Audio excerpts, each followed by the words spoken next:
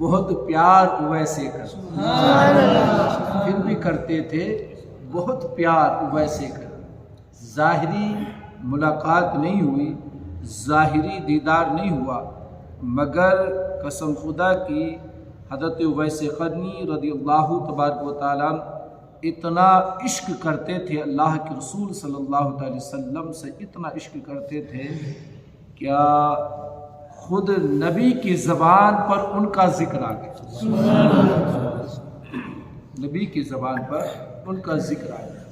مثال کے طور پر آپ میرے سامنے موجود ہیں، اگر میں آپ کا ذکر کروں تو یہ کوئی کمال نہیں، یا آپ نے مجھ کو دیکھا، آپ نے میرے استاد یا میرا ذکر اگر کریں گے آپ، تو یہ کوئی کمال کی بات نہیں۔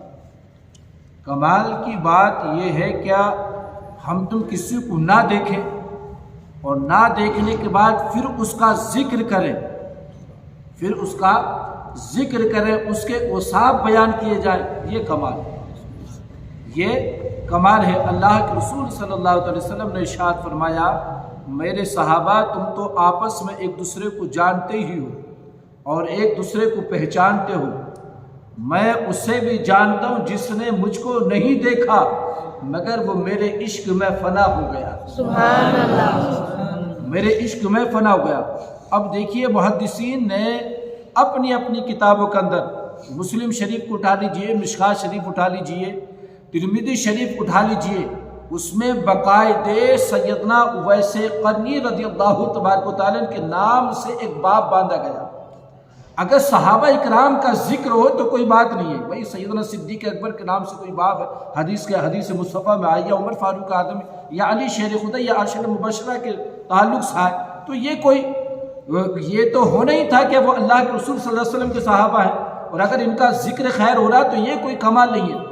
مگر حدیث مصطفیٰ میں اس تابعین کا ذکر ہو رہا ہے کہ جس نے اللہ کے رسول کو بظاہر دیکھا نہیں اور آقا علیہ الصلوۃ والسلام نے ان کو دیکھا نہیں، مگر پیغمبر اسلام صلی اللہ علیہ وسلم ان کا ذکر کر رہے ہیں، اور کہاں کر رہے ہیں؟ صحابہ کی انجمن میں ذکر کر رہے ہیں، صحابہ کی انجمن میں ذکر کر رہے ہیں۔ تو پھر کتنے شان کے مالک ہوں گے سیدنا اویس قرنی کہ ظاہری ملاقات نہیں ہوئی نبی سے، اور نہ اویس قرنی نے دیکھا ظاہری اور نہ اللہ کے رسول نے دیکھا، مگر اس کے باوجود بھی اللہ کے رسول صلی اللہ علیہ وسلم ان کا ذکر کر رہے ہیں، ان کا ذکر کرے۔ اب بہت سارے لوگ جو یہ کہہ دیتے، میں نے ابھی 2 دن پہلے آپ کے سامنے کہا تھا کیا امتی جو بھی اعمال کرتا ہے، ہم اچھا کریں یا برا کریں، ہمارے نبی اس کو دیکھتے ہیں، ہمارے نبی اس کو دیکھتے ہیں۔ اب ہم اگر غلط کر رہے ہیں تو بظاہر ہے کہ ہم اپنے نبی کی ذات کو تکلیف پہنچا رہے ہیں، بظاہر ہے اپنے نبی کی ذات کو تکلیف پہنچا رہے ہیں، اور جو نبی کی ذات کو تکلیف پہنچائے تصور کرو کہ وہ کہاں تک پہنچتا ہے۔ کہ اللہ کے رسول صلی اللہ علیہ وسلم نے خود فرمایا کہ جس نے مجھے تکلیف دی اس نے اللہ کو تکلیف دی۔ حالانکہ کہ کوئی اللہ کو تکلیف دے سکتا ہے؟ نہیں دے سکتا، مگر یہ ہے کہ جس نے نبی کو تکلیف پہنچائی ہے گویا ایسے ہی ہے کہ جیسے اس نے اللہ کو تکلیف پہنچائی، جبکہ اللہ تکلیف سے محفوظ ہے، اسے کوئی تکلیف نہیں دے سکتا، وہ بے نیاز ہے۔ مگر یہ مقام مصطفیٰ ہے کہ اللہ رب العزت کی قرب میں نبی کا مقام یہ ہے کہ اللہ نے فرمایا محبوب جس نے تیری اطاعت کی اس نے میری اطاعت کی، جس نے تیری اطاعت کی اس نے میری اطاعت کی، یا جس نے مطلب یہ ہے کہ اللہ رب العزت خود فرماتا ہے محبوب جس نے تجھ سے محبت کی اس نے مجھ سے محبت کی، اور جس نے تجھ کو تکلیف دی گویا اس نے اللہ کو تکلیف دی۔ جیسے کہ خود اللہ کے رسول صلی اللہ علیہ وسلم نے ارشاد فرمایا کہ میری بیٹی فاطمہ کے راضی ہونے سے خدا راضی ہوتا، جس نے فاطمہ کو راضی کیا اس نے خدا کو راضی کر لیا۔ تو جب فاطمہ کے ناراض ہونے سے رب ناراض ہو، فاطمہ کے راضی ہونے سے رب راضی ہو، تو پھر اللہ کے رسول صلی اللہ علیہ وسلم جو خود اللہ کے حبیب ہیں پھر ان کی شان کا عالم کیا ہو۔ تو دوستو اس لیے ہمیں بڑے سوچ سمجھ کے قدم اٹھانا چاہیے کہ جو ہم حرکتیں یہاں کر رہے ہیں فرشتے تو نوٹ کر ہی رہے ہیں مگر نظر مصطفیٰ بھی دیکھ رہی ہے۔ تو بتائیے جب آقا علیہ الصلوۃ والسلام کو ہماری ذات سے تکلیف ہوگی تو پھر کس منہ سے ہم نبی کی شفاعت کے امیدوار ہو سکتے ہیں کل قیامت کے دن؟ اور کوئی اعمال ہمارے پاس ایسا ہے کہ جس کے سبب سے ہماری بخشش ہو جائے؟ قبر کے اندر بھی قبر کا معاملہ بھی دیکھ لیجئے. قبر کے اندر جو دو سوال جو ہیں وہ عقیدے کے تعلق سے، شروع کے 2 سوال، من ربک کا ما دینک کا، یہ عقیدے کے تعلق سے. نجات قبر میں بھی جو ہے نا دوستو، قبر میں بھی جو نجات ہے وہ نبی کے ماننے کے اوپر ہی نجات ہے. قبر کے اندر بھی جو نجات ہے نا، وہاں یہ نہیں پوچھا جائے گا سب سے پہلے کہ آپ نے کتنی نمازیں پڑھ کر آئے ہو، آپ کتنے روزے رکھ کر آئے ہو، آپ نے کتنے زکوٰۃ خیرات کیے، وہ قبر میں نہیں پوچھا جائے گا.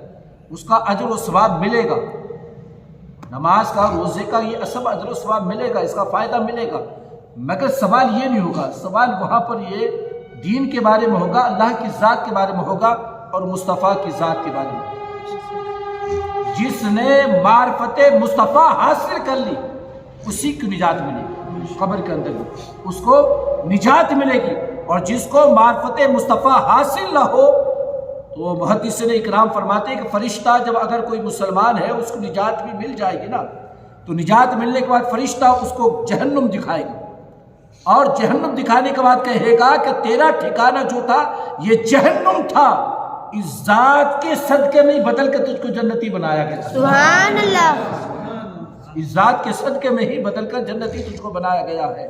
تو حضرت اویس قرنی رضی اللہ تبارک و تعالی اللہ کے رسول صلی اللہ علیہ وسلم کی ظاہری زندگی میں تھے اور کرن میں آپ رہتے تھے، مگر مصروفیات کی وجہ سے آپ اللہ کے رسول صلی اللہ علیہ وسلم سے ملاقات نہیں کر سکتے. اور مصروفیات بھی آپ کی کیا کہ آپ کی ایک ضعیفہ والدہ تھی، آپ کی ایک والدہ محترمہ تھی جو آنکھوں سے نبینہ تھی، اور جسم کے اوپر بعض روایت میں آتا ہے کہ فالد آپ کے جسم پر تھا. آپ اپنی والدہ محترمہ کی خدمت کرتے اور ذریعہ معاش یہ تھا کہ آپ لوگوں کے اونٹ چراتے تھے، اور اس سے جو بھی پیسہ ملتا، آمدنی ہوتی آپ کی، وہ سب کا سب آپ اپنی والدہ پہ خرچ کرتے، سب کے سب اپنی والدہ پہ خرچ کرتے تھے. اب یہ اللہ کے رسول صلی اللہ علیہ وسلم خود حدیث مصطفیٰ میں فرماتے ہیں کہ وہ اپنی والدہ سے بے انتہا محبت کرتا ہے اور اپنی والدہ کی خدمت کرتا ہے، اس وجہ سے وہ مجھ سے ملنے نہ آ سکا، اس وجہ سے وہ مجھ سے ملنے نہ آ سکا. اوصاف آقا بیان کر رہے ہیں کہ میرے اویس کے جسم پر بال ہوں گے، بڑے بڑے بال ہیں، اور میرے اویس کا جسم ایسا ہے، چہرے کا رنگ ایسا ہے، اور قد اتنا لمبا ہے. غرض اللہ کے رسول صلی اللہ علیہ وسلم حضرت اویس قرنی کے تمام اوصاف اپنے صحابہ کے سامنے بیان کرے. جب ان کے اوصاف بیان کیے تو صحابہ نے عرض کیا یا رسول اللہ ہم ان سے ملاقات کر سکتے ہیں یا ان سے ملاقات کرنے کے لیے جائیں؟ اللہ کے رسول نے فرمایا نہیں، ان سے تم ملاقات نہیں کر سکتے، مگر ہاں پھر فرمایا خاص کر کہا کہ عمر تم ان سے ملاقات کرنا، علی تم ان سے ملاقات کرنا، اور ملاقات جب تم کرو تو میری امت کے لیے ان سے بخشش کے لیے کہنا، کیونکہ جب وہ قسم کھاتا ہے تو اللہ اس کی قسم کو پورا کرتا ہے. سبحان اللہ. اللہ اس کی قسم کو پورا کرتا ہے. اور پیغمبر اسلام صلی اللہ علیہ وسلم نے ارشاد فرمایا کہ ان کے بائیں ہاتھ پر برس کا 1 درہم کے برابر داغ ہے، یہ ان کی نشانی، ان کی نشانی ہے. اب میں تم سے پوچھتا ہوں دوستوں کہ اللہ کے رسول نے حدیث مصطفیٰ میں آتا بظاہر اویس قرنی کو نہیں دیکھا، مگر یہ سب کچھ جو بتا رہے ہیں آقا، تو پتہ یہ چلا کہ کوئی بھی چیز نبی کی نظروں سے چھپا بھی نہیں. اگر چھپا بھی ہوتی تو اویس قرنی کے یہ حالات کیوں بیان فرما دیتے؟ اچھا دوسرے دیکھیے صحابہ کا عقیدہ یہ تھا کہ جو زبان مصطفیٰ سے نکل رہا وہ حق ہے، ورنہ صحابہ کہہ سکتے تھے یا رسول اللہ آپ نے کیا ان کو دیکھا ہے یا آپ ان سے ملاقات کی ہے؟ اور جب آپ نے یا رسول اللہ ان سے ملاقات نہیں کی تو پھر یہ ساری باتیں آپ جو بتا رہے ہماری عقل میں نہیں آ رہی. تو صحابہ نے جب یہ بات نہیں کی تو پتہ یہ چلا ایمان جو ہے وہ غیب کو ماننے کا نام ہی ایمان ہے. جس نے غیب کی باتوں کو مان لیا وہی ایمان والا ہے، اور جس نے غیب کی باتیں نہ مانی اور غیب کے اندر کمیاں نکالنا شروع کر دی کہ بھئی اتنا غیب نہیں، یہ بات غیب ہو سکتی ہے، یہ غیب نہیں ہو سکتی، وہ ایمان والا نہیں ہو سکتا ہے۔ ایمان والا وہی ہے جو زبان مصطفیٰ سے نکلا اور فوراً اس کو دل و جان سے مان لیا، اس کو دل و جان سے مان لیا، یہ ایمان والا ہے۔ حضرت اویس قرنی رضی اللہ تبارک و تعالی عنہ، لوگ ان کو نا دیوانہ کہتے تھے۔ کیا کہتے تھے؟ دیوانہ کہتے تھے۔ اچھا، سیدنا حضرت شیخ عبد القادر جیلانی محبوب اسفہانی بڑے پیر نے فرمایا، آپ فرماتے کہ جب جو لوگ یہ کہتے ہیں نا کہ میں نبی سے عشق کرتا ہوں، ہم تم یہ نعرہ لگاتے ہیں نا، بولیے نعرہ لگاتے نہیں؟ سب لگاتے نعرہ، اور بڑے جھوم جھوم کے نعرہ لگاتے، ہاتھ اٹھا اٹھا کے، مطلب یہ کہ اسٹیجوں پر نعت خام اسٹیجوں پر ہاتھ اٹھا اٹھا کے نعرے لگواتے کہ بھئی عشق نبی میں جان بھی قربان ہے، بڑی طرح طرح سے ہم نعرے لگاتے ہیں۔ تو سیدنا سرکار غوث پاک محبوب عثمانی شیخ عبد القادر جیلانی فرماتے ہیں، اگر کوئی نبی سے عشق کا دعویٰ کرے کہ میں نبی سے عشق کرتا ہوں، تو فرماتے ہیں کہ عشق یہ ہے کہ لوگ پھر تجھ کو پاگل کہیں۔ کیا ہے؟ لوگ تجھ کو پاگل تصور کریں، تب تو عاشق ہے، اور اگر لوگ تجھ کو پاگل تصور نہیں کرتے تو عاشق نہیں بلکہ تو جھوٹا ہے۔ کیا فرماتے ہیں؟ بلکہ تو جھوٹا ہے۔ سیدنا اویس قرنی نے اللہ کے رسول سے اتنا عشق کرا کہ قرن کے لوگ ان کو پاگل کہتے تھے، ان کو پاگل کہتے تھے، اور بچے ان کے پتھر مارتے تھے۔ بچے کیا کرتے تھے؟ جب وہ گلی سے گزرتے نا تو بچے ان کے پتھر مارتے تھے۔ تو حضرت اویس قرنی لوگوں سے کہتے تھے، بچوں سے کہتے تھے، بچوں زیادہ بڑے پتھر مت مارو، زیادہ بڑے پتھر مت مارو، کیونکہ جب بڑے پتھر مارو گے تو میرے جسم سے خون نکلے گا، میرے جسم سے خون نکلے گا، اور جب اگر جسم سے خون نکلے گا تو میرا وضو ٹوٹ جائے گا، اور جب اگر میرا وضو ٹوٹ گیا تو میں اپنی زبان سے اپنے محبوب کا نام نہیں لے سکتا ہوں، میں اپنی زبان سے اپنے محبوب کا نام نہیں لے سکتا ہوں۔ پتھر مارو تاکہ تمہارا دل بھی بھر جائے اور نبی کی سنت بھی پوری ہو جائے کہ اللہ کے رسول کے پتھر مارے گئے تھے، میں ان کے عشق میں پتھر کھا رہا ہوں، مگر میرا وضو نہ ٹوٹنے پائے تاکہ میں اپنے محبوب کا نام اپنی زبان پر لیتا رہوں۔ یہ عشق تھا سیدنا اویس قرنی رضی اللہ تبارک و تعالیٰ عنہ کا۔ اس طرح سے آپ عشق کرتے، اور آپ کا معمول یہ تھا کہ اپنی غذا کا جو معاملہ تھا نا، غذا آپ اس طرح کی غذا کھاتے سیدنا اویس قرنی رضی اللہ تبارک و تعالیٰ۔ بہت سارے واقعات ہیں حضرت اویس قرنی کی، اگر تفصیل سے بات کی جائے تو رات ختم ہو سکتی ہے، مگر ہمیں ان کا ذکر کرنا ہے۔ ان کے ذاکرین میں اللہ ہمارا نام شامل فرمائے، ان کے ذاکرین میں ہمارا نام شامل فرمائے۔ سیدنا اویس قرنی رضی اللہ تبارک و تعالیٰ، جب لوگ چھوارے کھا کر یا کھجور کھانے کے بعد جو گٹھلی پھینک دیتے نا، تو آپ ان کو چن لیتے۔ کیا کرتے آپ؟ انہیں چن لیتے، اور چننے کے بعد اپنے گھر لاتے، ان سے کوٹتے، اور اسے کوٹنے کے بعد پھر آپ اس کو کھا لیا کرتے۔ یہ آپ کی غذا تھی، آپ اس کو کھا لیا کرتے۔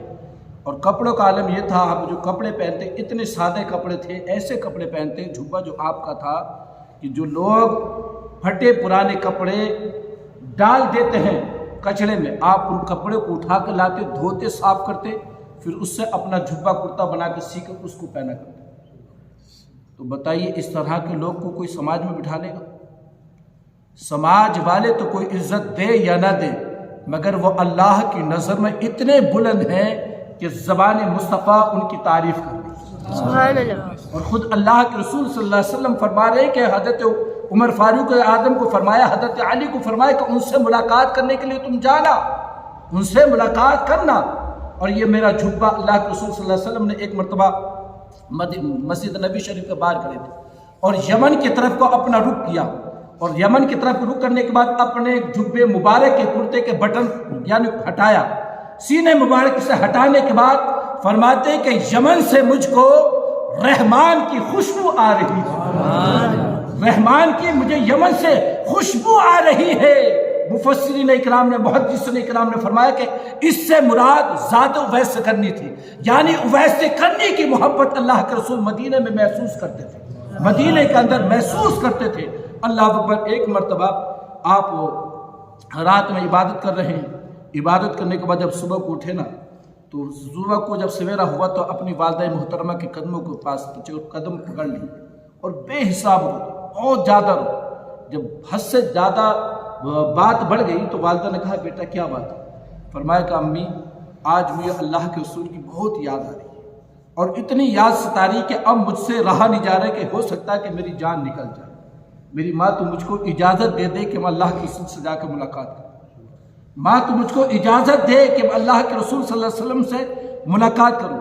جب آپ کی والدہ سے آپ اپنی والدہ سے اجازت لے لیتا تو ماں منع کر دیتی کہ بیٹا وہ اتنے حسین ہیں کہ جو انہیں ایک مرتبہ دیکھ لیتا وہ اس کا ہو جاتا ہے۔ وہ اتنے رحمت للعالمین ہے کہ ابو بکر نے دیکھا تو سب کچھ چھوڑ کر ان کے پیچھے لگے، حضرت فاروق اعظم نے دیکھا تو وہ ان کے ہو گئے، عثمان نے دیکھا تو وہ ان کے ہو گئے، جو ان کو دیکھ لیتا ہے وہ ان کا ہو جاتا ہے۔ بیٹا مجھے ڈر یہ ہے کہ میں ضعیفہ بھی ہوں، آنکھوں کا نور جا چکا ہے، میں اپنا کام خود نہیں کر سکتی ہوں، اگر تو چلا گیا اور تو نے ان کو دیکھ لیا تو پھر تو واپس نہیں آئے گا میرے پاس، مجھے یہ ڈر ہے، میں اس لیے میں تجھ کو اجازت نہیں دیتی ہوں بیٹا، میں اس لیے تجھ کو اجازت نہیں دیتی ہوں۔ اللہ اکبر۔ اب اندازہ لگائیے کہ اب ماں کس کے لیے اجازت مانگ رہے تھے تو ویسے کرنی، اللہ کے رسول کے دیدار کے لیے، ملاقات کے لیے۔ ماں اجازت نہیں دے رہی ہے تو بیٹا جا نہیں رہا۔ آج ماں اگر منع کرتی ہے کہ بیٹا اس لڑکی سے شادی نہیں کرنی ہے، ماں باپ منع کرتے تو جان بوجھ کے کہتے کہ ہم تو کریں گے۔ اگر ماں منع کر رہی ہے، ماں باپ منع کر رہے ہیں تو جب بھی جان بوجھ کے کریں گے وہیں شادی تو وہیں ہوگی، ورنہ میں زہر کھا لوں گا، ورنہ یہ کر لوں گا میں۔ بیٹی بھی یہی کہہ رہی ہے، نہ بیٹی بات ماننے کے لیے تیار ہے نہ بیٹا بات ماننے کے لیے تیار ہے۔ اللہ اکبر۔ تو جو لوگ ماں باپ کا دل دکھانے کے بعد شادیاں کرتے ہیں، قسم خدا کی وہ زندگی بھر کبھی سکون سے نہیں رہ سکتے ہیں، زندگی بھر سکون سے نہیں رہ سکتے ہیں۔ یا یہ ویسے کرنی ہے کہ دیدار مصطفیٰ کے لیے جا رہے ہیں، ماں سے پہلے اجازت لیتے ہیں۔ اللہ نے کہا اگر بلا اجازت بھی چلے جاتے، وہاں اللہ کے رسول صلی اللہ علیہ وسلم نے فرمایا کہ وہ اپنی ماں سے اتنی محبت کرتا ہے اور اپنی ماں کی اتنی وفاداری کرتا ہے کہ ماں کی وجہ سے وہ مجھ سے ملاقات کرنے کے لیے نہیں آیا، مگر ظاہر تو ملاقات نہیں کی، باطنی وہ ملاقات مجھ سے کرتا ہے، باطنی وہ مجھ سے ملاقات کرتا ہے۔ کیسے ملاقات کرتا ہے؟ کیا جب حضرت عمر فاروق اعظم اور حضرت علی شیر خدا رضی اللہ تبارک عنہ نے آئے، یہ بڑا لطیف واقعہ ہے، کبھی پھر موقع ملا تو میں تفصیل کے ساتھ میں تمہیں سناؤں گا۔ حضرت عمر فاروق اعظم نے جب آپ کی خلافت کا زمانہ تھا تو حج کے موقع پر آپ تشریف لے کے گئے اور عرفات کے میدان میں آپ نے ایک سے منادی کرائی کہ جو لوگ یمن کے آئے ہوئے ہیں وہ ایک طرف ہو گئے، تو یمن والے لوگ ایک طرف ہو گئے۔ کیا شاید ہو سکتا ہے کہ امیر المومنین کا حکم میں کوئی خاص بات ہو؟ جب یمن والے ایک طرف ہو گئے تو سیدنا عمر فاروق اعظم نے پھر اعلان کرایا کہ جو قرن کے رہنے والے ہیں وہ ایک طرف ہو جائیں۔ تو اس میں سے ایک شخص کھڑا ہوا کہ حضور میں قرن کا رہنے والا ہوں، کہ میرے پاس آ بلا لیں۔ بلانے کے بعد حضرت عمر فاروق اعظم نے جو اللہ کے رسول نے حلیہ بتایا تھا نا وہ سارا بیان کیا کہ کوئی ایسا شخص ہے کہ تم اس کو جانتے ہو؟ تو کہا حضور وہ میرا چچا زاد بھائی ہے۔ کیا کہا؟ حضور وہ میرا چچا زاد بھائی ہے، مگر وہ اس قابل نہیں ہے کہ آپ کی زبان مبارک سے اس کا ذکر ہو، وہ اس قابل نہیں ہے۔ لوگ مطلب یہ ہے کہ یمن ہمارے قرن کے لوگ تو کوئی اس کو عزت نہیں دیتا ہے، اور وہ نہ تو وہ اچھائی کو جانتا نہ برائی کو جانتا، وہ ان چیزوں سے بالکل ناواقف ہے، وہ اس باتوں کو جانتے نہیں ہیں۔ وہ لوگ اگر روتے ہیں نہ خوشی کا معاملہ اس کو پتا خوشی کسے کہتے ہیں، نہ غم کا معاملہ معلوم ہے اس کو کہ غم کس چیز کا نام ہے، وہ ان چیزوں سے بہت دور ہے۔ حضور جب لوگ روتے ہیں تو وہ ہنستا ہے، اور جب لوگ ہنستے ہیں تو وہ روتا ہے۔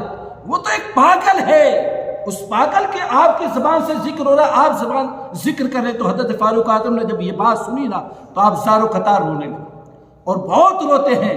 آپ فرماتے ہیں کہ اس دیوانے سے ہی یہ ملنے کے لیے جائے گا، اس دیوانے سے یہ مستانہ ملنے کے لیے جائے گا۔ تو آپ ملاقات کے لیے تشریف لے کر آئے، ملاقات ہو گئی، جس جگہ بتایا تھا آپ پہنچ گئے وہاں پر۔ تو سیدنا اویس قرنی رضی اللہ تبارک تعالیٰ نے سے آپ نے فرمایا کہ آپ دعا کیجیے، اللہ کے رسول صلی اللہ علیہ وسلم کا یہ حکم ہے۔ تو حضرت اویس قرنی نے کہا کہ آپ نے سنا تھا کہ اللہ کے رسول نے میرا نام لیا تھا، شاید ہو سکتا ہے کہ کوئی وہ دوسرا اویس ہو سکتا ہے کہ وہ دوسرا اویس ہو، تم غلطی سے میرے پاس آ گئے، میں تو اس قابل نہیں ہوں۔ تو حضرت عمر فاروق اعظم نے حدیث شیر خدا نے فرمایا نہیں، تمہارے لیے ہی کہا تھا اور ساری نشانیاں تمہارے اندر موجود ہیں۔ تو پھر حضرت اویس کرنی نے فرمایا کہ آپ نے سنا تھا کہ اللہ کے رسول نے میرا نام لیا تھا؟ کہ ہاں آپ کا نام لیا تھا۔ تو حضرت اویس کرنی نا وجد میں گھومنے لگے، وجد میں کہ گھومنے لگے کہ میں اس قابل کہ میرے محبوب کی زبان پر کم سے کم میرا نام تو آیا، سبحان اللہ، محبوب کی زبان پر میرا نام تو آیا کہ تم نے سنا ہے کہ میرے محبوب نے جب میرا نام لیا تھا تو لمحہ مبارک کیسے لیتے، یہ تو بتاؤ سے کس طرح سے میرے محبوب نے میرا نام لیا تھا۔ یہ عشق تھا سیدنا اویس کرنی رضی اللہ تبارک و تعالیٰ عنہ کا، یہ عشق تھا کہ کس طرح سے نام لیا تھا، وہ انداز بتائیے۔ جب اللہ کے رسول کے ہونٹ ہل رہے تھے تو وہ انداز کیا تھا جب اویس کا نام اللہ کے رسول کی زبان پر تھا۔ غرض یہ حضرت اویس کرنی رضی اللہ تبارک تعالیٰ سے بہت ساری باتیں ہوئی۔ تو حضرت اویس کرنی نے فرمایا کہ آپ لوگوں نے اللہ کے رسول کو دیکھا ہے؟ فرمایا کہ ہم تو ہر وقت اللہ کے رسول کے ساتھ رہتے ہیں۔ حضرت عمر فاروق اعظم نے حضرت علی شیر خدا نے فرمایا کہ میں تو خود اللہ کے رسول صلی اللہ علیہ وسلم کا داماد ہوں اور ان کا چچا داد بھائی بھی ہوں، میں تو بچپن سے لے کر جب تک اللہ کے رسول وفات پہ ساتھ ہی رہا ہوں، ہر جگہ ساتھ رہوں۔ تو حضرت اویس کرنی نے فرمایا کہ آپ نے دیکھا ہے اللہ کے رسول کو؟ خوب دیکھا؟ کہ ہاں خوب دیکھا۔ تو آپ نے فرمایا اچھا جب آپ نے دیکھا تو یہ بتاؤ کہ اللہ کے رسول صلی اللہ علیہ وسلم کی ابروئے مبارک آپس میں ملی تھی یا جدا تھی؟ کیا کہا؟ اگر دیکھا ہے تو یہ بتائیے کہ ابرو مبارک یہ جو ابرو ہیں آپس میں ملی ہوئی تھی یا جدا تھی؟ جب یہ سوال کیا تو حضرت فاروق اعظم حضرت علی شیر خدا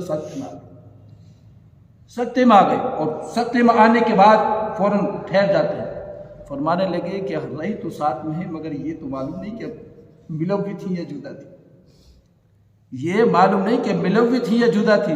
فرمایا کہ جب آپ بتا رہے تو کم سے کم اپنی زبان سے یہی بتا دو کہ وہ ملی ہوئی تھی یا جدا تھی، ہمیں تو یہ معلوم، دیکھا ہے اللہ کے رسول کے ساتھ رہے ہیں، حضر میں بھی سفر میں بھی ساتھ رہے ہیں، ہر جگہ ساتھ رہے، جنگ میں جب گئے تو اللہ کے رسول کے ساتھ گئے، مگر یہ معلوم نہیں کہ ابرو مبارک آپس میں ملی ہے یا جدا ہے۔